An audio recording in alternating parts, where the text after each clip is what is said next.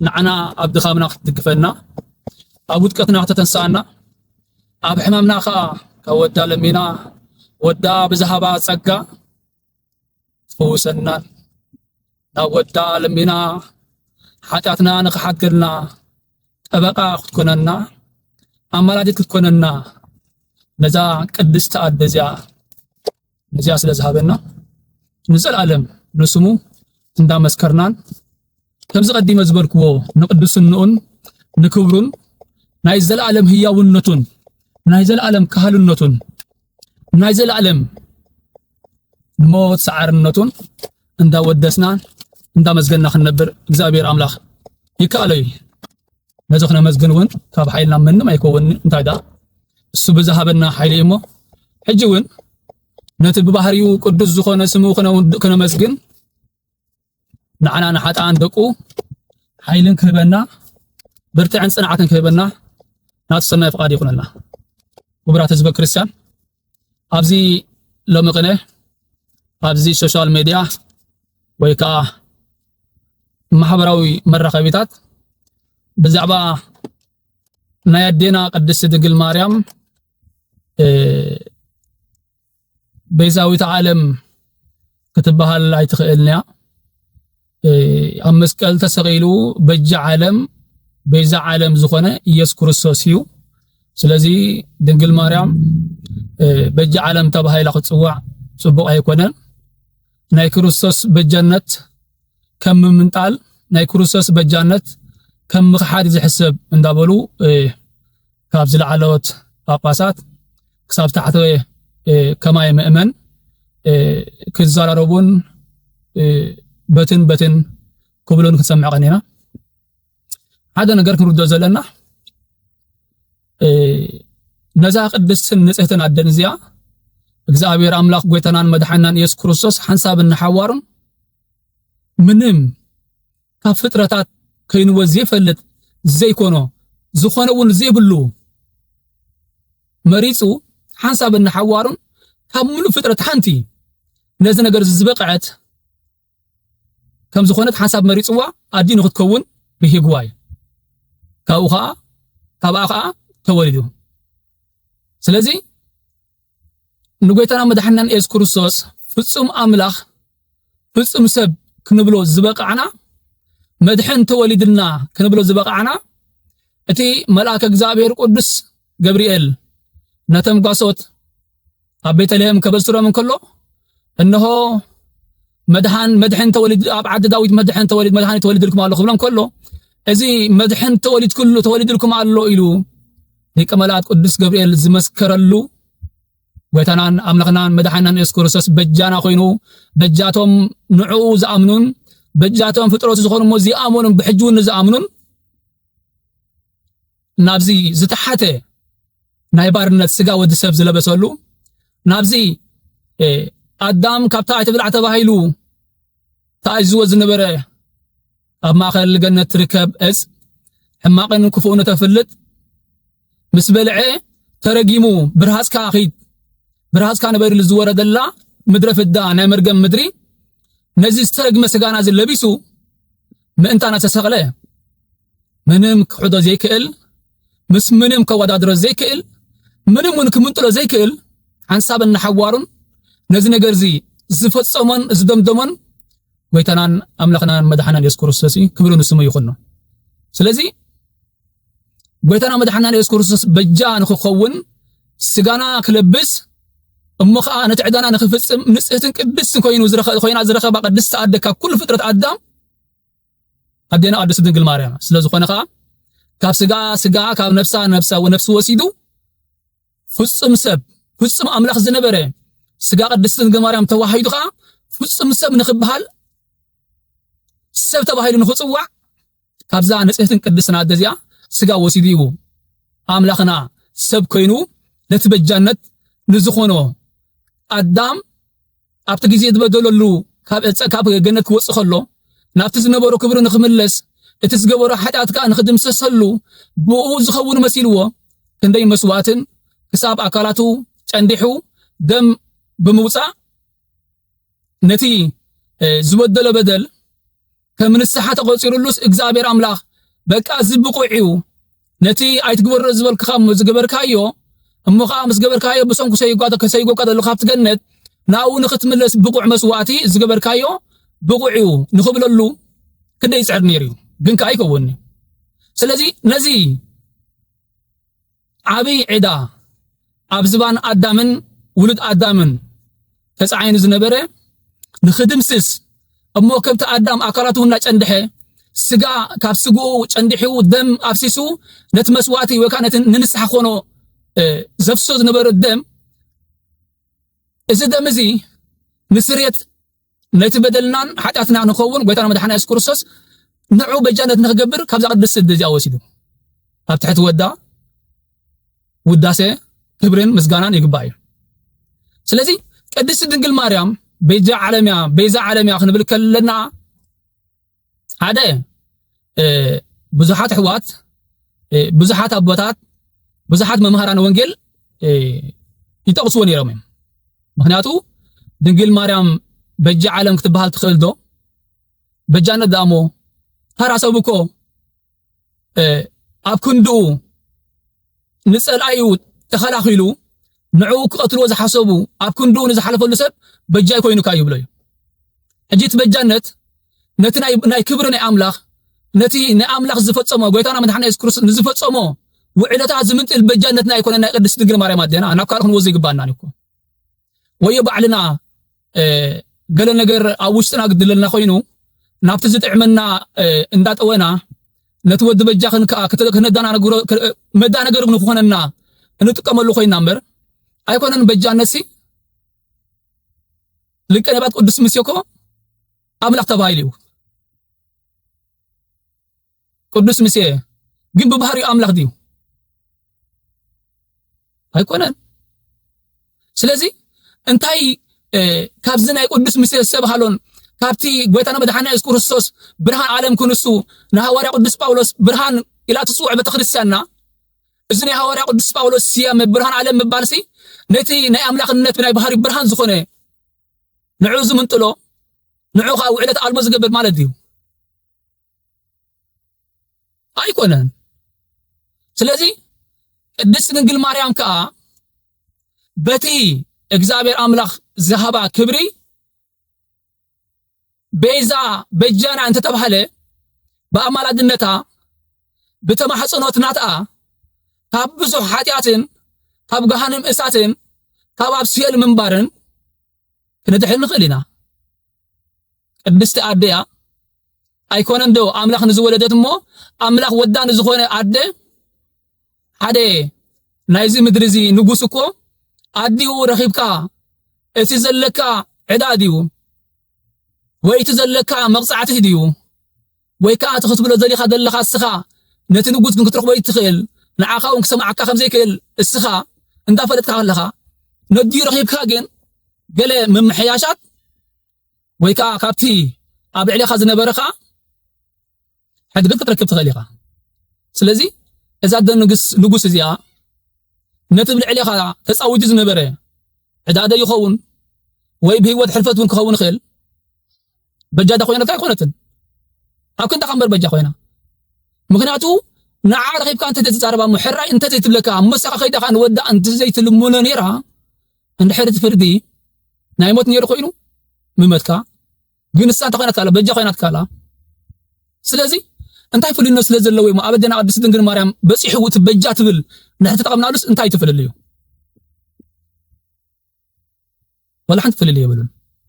لعليتا مدراوت أدى نقص اكوادا كابتا نايت مدراو نقص أو حتى تجمع لقزنبر أدى نقص زبلس كبري مسا زي وادر كبري ناي كبري ناي قدسنا ناي نسهنا ناي لعلنا الله سلازي نزا أدى نقص زيا بجا حليفات اللي هوتي أدحنات اللي كنملا إذا على زي أبا خنتقومو ديت زارب ناس نابتانا يسمعي ونقص زغونات أدى بجانا أنت بالناس أنت يتكيغانا سلازي اتبجا نلوزه لنا كبرنا إجزابير أملاخ زمنتل بجانة يكونن النوع نتي قويتنا مدحنا نيس كريستوس اب علة عربي عملت مسكال نزفسسو دومون نزقرسو سجون كولا در زخيل كمنتل زخيل ولا نحنا نقدس تنج مريم اخبيرنا انت خبرنا يا افكيرنا مو ولا بلبنا ولا على درجه تسقنا يا كون يكلني اين بلني ناون قدس بيت كريستياننا نزي كونت مهيراتنا ስለዚህ እዚ በጃነት ወይካ ቤዛ ናይ ቅድስት ድንግል ማርያም ከምቲ ካልኦት ቅዱሳን ኮነ ሊቀ ጳጳሳት ናይ ርእሶም ምስኮነ ብፁዕ ዝነበረ ብፁዕ ወቅዱስ هو ቅዱስ ዝብል ቅዱስ እግዚአብሔር አምላክ እንታይ አነ ቅዱስ የሞ ንስኻትኩም ቅዱሳን ኩኑ ይልና እግዚአብሔር አምላክ በዓል ብዝበሎ ናይ ባህር ቅድስና ናቱ ገንዘቡ በምንም ንዑ ወላውን بعشنت دفيرو أنا قدوس ينتبه ناي جزء ناي بحر قدسنا لنتبه عشنت دا نزق على زغت كملو دريتو أمبر ناي جزء الصوم مثل الزبالة نايتنا جزء بير أملاك قدسنا كوال دريد كم من نعم كحسب هيكل سلزي جزء بير أملاك كو أنا قدوس يوم قدوس أن كونوا ندبلنا خلو أنا برهان عالمي ندبل خلو نصهم كأنا عايز عالم زي برهانا يخوم ጨውና ይዛ ምድር እዚኦም እንዳበለና ሁሉ እቲ ብርሃንነት ናይ እግዚአብሔር አምላክ ናይ ባህር ዝኮና ጎይታና መድኃኒና ኢየሱስ ክርስቶስ ንሕና ብጸጋ ስለ ተጸዋዕናዮ ንሕና ኮና ይዛ ምድር እዚኣ ጨዊና ንሕና ኮና ይዛ ምድር እዚኣ ብርሃንና እንተልና እሱ ኣብዚ ዝተርፍ ዳንበር ካብ ቃልና ተዛሪብና ነቲ ሰማዕና ዘሎ ሰምዑ ዝጠፍእ ዝበንን ዳንበር ናይ ባህርዩ ኮይኑስ ኣነ ዝብል እቲ ቃልና ተዛሪብናዮ ኣነ ዝብል ህያው ኮይኑ ዝነብር አካል ዘለዎ ኸውና ይከልኒዩ አይኮነን ከአ ስለዚህ ቅድስና ዝናይም ታይቶ ኸቢና ዘለና ናይ ጸጋ ቅድስት ድንግል ማርያም ንምንታይ ነው ብሏ ናይ ጸጋ ልቀነባት መስየ ስለምንታዩ እሱ አነ ንፎሮን አምላኹ ጌረካልኹ ዝበሎ ናይ ጸጋ ናይ ባህሪ ዲ አይኮነን ናይ ባህር ዳን የመንዩ ናይ ቅዱስ እግዚአብሔር አምላክና ስለስሙ ክብር ምስጋና ይኹን ስለዚህ ክብራት ህዝበ ክርስቲያን ነዚ ምኻኑ ተረዲእና ምናልባት ሓደ ክልተ ናቱ ዝጥዕሞም ኣብ ውሽጦም ገለ ነገር ዝጠነስዎ هل خوينم ونخ حرسو قدي يسعر الله خوينم قال قارات مريصهم نزيا عند حركم زغيرنا طوينا ياس قال نجر ابتي امنت بزح فلط زيبلهم دق غير هلبا خنرخبلا نخيلنا زبلو قد خوينم ايدون وايردانني ስለዚህ ካብ ከንዚ ዓይነት ሰባት ካብ ከምዚ ዓይነት ንዝመጽ ብንዝሕጅውን ቃላት ተጠንቂቅና እምነትና ኻ ክንፈልጥ እግዚአብሔር አምላክ ያግዘና ስለዚህ ናይ ጎይታና ኢየሱስ ክርስቶስ ኣብ መስቀል ተሰቂሉ ብዘፍሰሶ ደሙ ብዝቆረሰ ስጉ ብዝፈጸሞ በጃነት ምንም ኣብዚ ምድር እዚ ክወዳደሮ ዝኽእል የለን ናይ ቅድስት ድንግል ማርያም ኣዴና በጃና ንብላ ከዓ ንዑ ንዓ ነቲ ንምሃብ ኣይኮነን ኣብ ገለገለ ሰሚዕ ኣለኹ ቅድሚ ሕጂ እውን ተባሂሉ ነይሩ እዩ እቲ ንበልዖ ስጋ ናይ ቅድስት ድንግል ማርያም እዩ እቲ ንሰትዮ ደምካ ናይ ቅድስት ድንግል ማርያም ዝብሉ ኣብ እስራኤል ዝነበሩ ክንደይ ብዙሕ ተዛርቡ ነቶም ንፉዓት መምህራን ንብሎም ዝነበርና ከይተረፈ በቲ ናይ ወገንነት ናይ ፖለቲካ ተጸጊዖም ልቦም ንዚ ኣምነሉ ግን ካብ ቃሎም ምስኦም ሓደ ሕብረት ስለ ዘለዎ ናብቲ ሰምሰት ይወጽዋ ናይ ሓደ ጽዋ ስለ ዝኾኑ እወት ንበልዑ ስጋ ናይ ድንግል ማርያም እዩ እቲ ንሰትዮ ደምካ ናይ ድንግል ማርያም ክብሉ ሰሚዕና ኣለና ኣብዚ ቅርብ ግዜ እውን ብናይ ወገን ኢትዮጵያውያን ጳጳሳት ሓደ ሰሚዕ ኣለኹ ልክዕ ከምዚ ዓይነት ቃል ናይ ቅድስት ድንግል ማርያም ስጋና ንበልዕ ናይ ቅድስት ድንግል ማርያም ደምና ንሰቲ ክብሉ ሰሚዕ ኣለኹ ብጣዕሚ ዝሕዝን እዩ ብጣዕሚ ነቲ ኣማኒ ኦርቶዶክስ ተዋህዶ ከዓ ናብ ገደል ዝወስድ እዩ ምክንያቱ ኣነ ካብ ኣቦይ ተወሊደ ስጋን ደምን ካብ ኣቦይን ካብ ኣደን ወሲደየ ብልክዕ እዩ ደሞም ዝመስል ረገፀይ ንገጾም ዝመስል ማንም ዝረአየኒ ሰብ ከም ዝፈልጡ ደቂ ዓደይ ኣነ ወዲ ተስፋ ጋብር ምዃነይ ወላ ዘይፈለጥ ኣብቲ ዓዲ ዘሎሞ ኣብ ጎደበ ዘሎ ብዝረአየኒ ብዝገፀይ ሰባት ወዲ ክሶት ዝመስል ብለኒ ግን እሱ ይኮንኩን ኣነ ኣቦይ ይኮንኩን ኣነ ብዝነዱ ሓዊ ነቦይ ሕሞን እዩ ኣነ ብዝውጎ እሾኽ ነቦይ ይቕዝውን እዩ ግን ስጋ ከቢብ ወሲደዮ اتدم كابي وسيديو كاببين كابدين حجي انا بزنو دو حوس ابو يحكمنا خدل يخل قدس باولوس انتاي دله خم تزارب عاشو حساب كزارب عدل هابن غزي هابن تصمم نغزيلوا كمن عاشون كون بقى ስለዚህ ጎይታና መድኃኒና ኢየሱስ ክርስቶስ እትዝወዶ ስጋን ድወሰዶ ደምን ስጋን ነፍስን ካብ ቅድስት ድንግል ማርያም ወሲድዎ ወአማን በአማን ፍጹም ሰቢልና ክንጽውዕ ዘብቃዕና ካብታ ንጽሕትን ቅድስትን ድንግል ማርያም ድወሰዶ ስጋን ነፍስን እዩ ብድሕሪኹም ብፍጹም ተዋህዶ ፍጹም አምላኽ ጥራይ ዝነበረ ፍጹም ሰብን ዝነበረ እቲ ባህሪ አምላኽ ነቲ ባህሪ ናይ ስጋ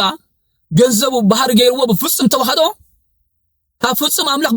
አምላኻዊ ባህር ጥራይ ዝነበረ ናብ ፍጹም ስጋው ባህር ካ መጽ ማለት እቲ ፍጹም ስጋ ጥራይ ዝነበረ ካ ምስቲ መለኮት ምስቲ አምላኻዊ ባህር ምስተዋሃደ በፍጹም ተዋህዶ ምንጻልን ምድብላም በዘይብሉ ፍጹም ሰብ ጥራይ ዝባህ ዝነበረ ስጋ ባህሪ አምላኽ ስለ ገንዘቡ ስለ ዝገበረ ፍጹም አምላኽ ካተባይሉ ስለዚህ ጎይታና መድኃኒና ኢየሱስ ክርስቶስ ካብ ዲና ቅድስት ድንግል ማርያም ብዝወሰዶ ስጋን ነፍስን ፍጹም አምላኽ ጥራይ ዝነበረ ባህሪ መለኮት ምስጋን ነፍስና ቅድስት ድንግል ማርያም ዝወሰዶ ተዋሂዱ ፍጹም ሰብ ተሰሚዩ ኢየሱስ ክርስቶስ በተዋህዶ ፍጹም ሰብ ፍጹም አምላኽ ፍጹም ሰብ ኢልና ንጽውዕ ማለት ቀዳምነት ናይ አምላኽ እንወድሐካ ፍጹም አምላኽ እዩ ፍጹም አምላኽ ዝነበረ ኃጢአትና ንኽድምስስ ዕዳና ንኽከፍል ነቲ ዝተወረደ ስጋና ብምልባስ ፍጹም ሰብ ኮይኑ ካ ማለት ስለዚህ እቲ ፍጹም ሰብ ንኸብሎ ዝወሰዶ ስጋን ነፍስን ካመን ካብ ቅድስት ድንግል ማርያም ግን ኣብ መስቀል ክስቀል ከሎ ክግረፍ ከሎ ክሽንከር ከሎ ጎኑ ክወግዎ ከለው ንድንግል ማርያም ደስተቀላ ነራው ማለት ዲ ንሕር ስጋ ንበልዕ ኮይና ማለት እንታይ ንምባለ እንድሕር እቲ ንበልዖ ስጋ ናይ ቅድስት ድንግል ማርያም እቲ ንሰትዮ ደምካ ናይ ቅድስት ድንግል ማርያም እንድሕር ኮይኑ ኣብታ ዕለተ ዓርቢ እቲኣኮ ጎይታና መድኃኒና ኢየሱስ ክርስቶስ ክብሪ ንስሙ ይኹን ብዕለተ ዓርቢ ኣብ መስቀል ተሰቂሉ ከሎ ኣብ ማእኸል ሸፋቱ እሱ መልዕልተ መስቀል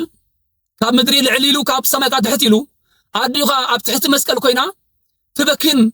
ቃንዛ ልባ ምጽዋር ሳይናታ ክሳብ ደም ትነብዕ ዝነበረት ኣደያ ስለዚህ እግዚአብሔር አምላክ ልብ ይሃበና በጃነት ናይ ቅድስት ድንግል ማርያም ይሂዶ በይዛ በጃ ክብላ ከለና ግን ናይ አምላክነት ክብር ዝምንጥል አይኮነን በቃ ናይ ጸጋ አማሊዳ ለሚና ንወዳ ንአምላኻ ካብዚ ዓብ ክብር ካየለ በጣም ዝተጽወና ነ ናይ ዲና ቅድስት ድንግል ማርያም ክብራን ንጽህናን ናይ ዲና ቅድስት ድንግል ማርያም ህያምን ውህበታን እንደይ ስለዚህ نحنا دق توهدو ندينا قد زمان ولا انت فكرنا يا لعل انتبلنا يا لعل املاح قن ولا لا ايكونن حزب كريستيان ايكونن توهدو ايكونن مؤمنان وانا تقدس بتكريستياننا سرعات الله ويك ابوتاتنا اكو مزمور كنزمر كلنا ات مزمور كابت منفساونتو وصيو نابناي سغاو سمعيت ناي سغاو سمعيت كان امرو يغص نحطو يتابوتات اند حيرتي عاوزلو مؤمن اتماوزلو ابوتات ኣብ ስምዒት ኣትዮም ሕር ክዝምሩ የሞም ጸናጸል ኢሎም ጫጫጫጫ ቢሎም ደብሉ አንድልዎም ስለምንታይ ምስጋናኮ ነቲ ምንቅስቃስ አካላትካ ወይ ካ ናይ ስምዒት ናይ ስጋኻ ስምዒት ግን ምርዋይ ደኮነሲ ንእግዚአብሔር አምላኽ ባንቃድ ወህልና በሰቂለ ልቢ ንእግዚአብሔር አምላኽ ዝበጽሕ መስዋዕትና ነቀርብ ዘለና ስለዚ እቲ ካብከተን ሓሲና ዝመጻና መስዋዕትና እግዚአብሔር አምላኽ ነቀርብና ዝመጻና እዩ ሰይጣን ብጥበቡ ናብ ስጋው ስምዒት እትዩ ነትናይ ምስጋና ጸሎትና ነትናይ ምስጋና ልመናና ናብ እግዚአብሔር አምላክ ከይ ቀረበ ከም ዝተረፈ አብደበና ከም ዝብተን መታን ከይገብሮ አቦታት ይገብሩ ጸናጽል ጭልጭልጭላ ቢሎም ኩላ ደውትብል ስለዚህ ቅድስት ቤተክርስቲያን አቀልቅ ሐምዚ አገራትና ናዲና ቅድስት ድንግል ማርያም ፍቱ ተዋዕልናያ አክብር ተዋዕልናያ ዝምር ተዋዕልናላ ግን ታይላትና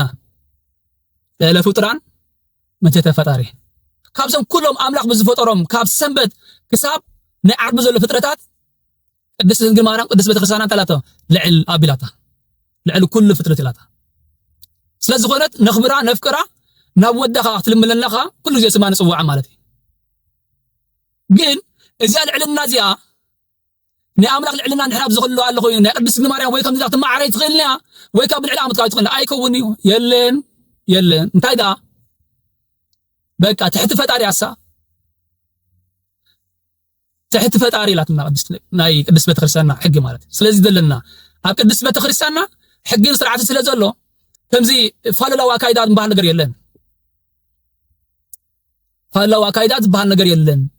ኣብ ናይ ምኽባር ናይ ቅዱሳን ናይ እግዚአብሔር ኣምላክ ክኸውን ከሎቲ መዓልቲ ወይ ከዓ ኣብ ናይ እግዚአብሔር ኣምላክ ንዝክረሉ እቲ ንዛረቦ ቃላሲ ማዕረቲ ንእግዚአብሔር ኣምላክ ቅዱስ እግዚአብሔር ኣምላክ ንብሎ ዋ ቅዱስ ሙሴ ቅድስት ድንግል ማርያም ካ ንብል እቲ ቃል ሓደ ቃል እዩ እቲ ዓይነት ኣጋላልጻ በቃ ሓንቲ ቃል ኣጥቀም ስለዝኾነ ቤዛ በጃ ስለተባሃለ ነቲ ናይ ኢየሱስ ክርስቶስ ኣብ መስቀል ውዒሉ ስጉ ቆሪሱ ደሞ ኣብሲሱ መንታና ተገሪፉ ዘበለሲ ንድንግል ማርያም ሂቦማ ክብል ከለው ብጣዕሚ ናይ ሰነፋስ ስንፈት እሞ ካብዚ ነገር ዝክንድሕን እግዚአብሔር ኣምላክ ሓግዘና ስለዚ ቅድስት ቤተክርስትያንና ንቅድስት ድንግል ማርያም ተኽብራን ትውድሳን እያ ግን ትሕቲ ፈጣሪ ቅድስት ቤተክርስትያንና ንድንግል ማርያም ወላዲተ ኣምላክ ተኽብራን ተፍቅራን ግን ልዕሊ ፍጡራን ወስብሐት ለእግዚአብሔር አሜን